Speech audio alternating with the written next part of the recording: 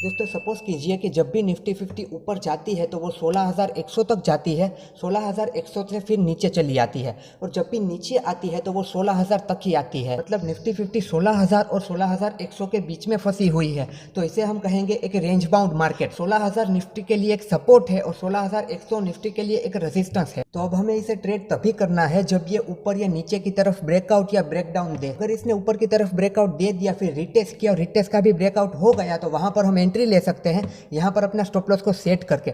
अगर ब्रेकडाउन दिया तो उसके बाद रिटेस्ट होना चाहिए, रिटेस्ट का भी ब्रेकडाउन होना चाहिए, वहां पर हम एंट्री ले सकते हैं यहाँ का स्टॉप लॉस लेके। और अगर हमें रेंज बाउंड मार्केट को ट्रेड करना है तो मेक श्योर कि वो रेंज बड़ी होनी चाहिए। अगर रेंज बड़ी है और सपोर्ट पर आपको कोई बुलिश कैंडल मिलती है तो आप वहां पर बाई करके रेजिस्टेंस तक का टारगेट रख सकते हैं। शॉर्ट करना चाहते हैं तो रेजिस्टेंस पर जब आपको कोई बियरिश कैंडल मिलती है तो आप वहां पर शॉर्ट कर सकते हैं और सपोर्ट तक का टारगेट रख सकते हैं। दोस्तों डाउन ट्रेंड मार्केट में जब भी प्राइस के हाई और लो ऊपर की तरफ शिफ्ट होने लगे, यानी कि एक हाई के ऊपर हाई बन जाए, एक लो के ऊपर लो बन जाए, मतलब कि हायर हाई हायर लो बनने लगे, तो आप समझ लीजिए कि यहाँ से मार्केट रिवर्स हो चुकी है और अब market higher high higher low का स्ट्रक्चर बना के ऊपर की तरफ जाएगी। तो डाउन ट्रेंड में हाई और लो ऊपर की तरफ शिफ्ट होने लगे तब आपको वहां पर शॉर्ट के बारे में नहीं सोचना है, तब आपको लॉन्ग की प्लानिंग करनी है। और जब तक हाई के ऊपर हाई बनते रहेंगे, लो के ऊपर लो बनते रहेंगे, आप समझ लीजिए कि अप ट्रेंड कंटिन्यू रहेगा।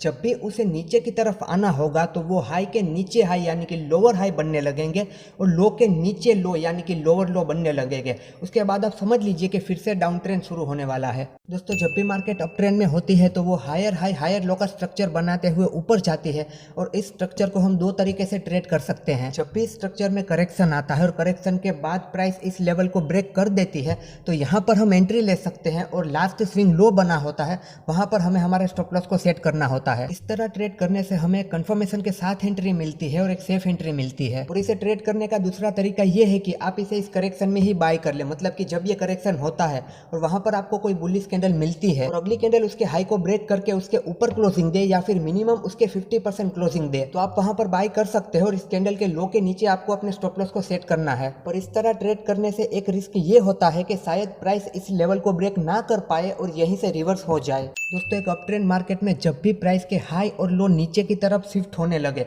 यानी कि हाई के नीचे हाई मतलब कि लोअर हाई, लो के नीचे लो यानी कि लोअर लो, तो आप समझ लीजिए कि अब यहाँ पर अप ट्रेंड खत्म हो चुका है और अब प्राइस लोअर लो लोअर हाई का स्ट्रक्चर बनाते हुए नीचे की तरफ जाएगी। तो तब आपको वहां पर बाइंग के बारे में नहीं सोचना, तब आपको वहां पर शॉर्ट की प्लानिंग करनी है। और जब तक प्राइस लो के नीचे लो बनाएगी, हाई के नीचे हाई बनाएगी, आप समझ लीजिए ये डाउन ट्रेंड कंटिन्यू रहेगा।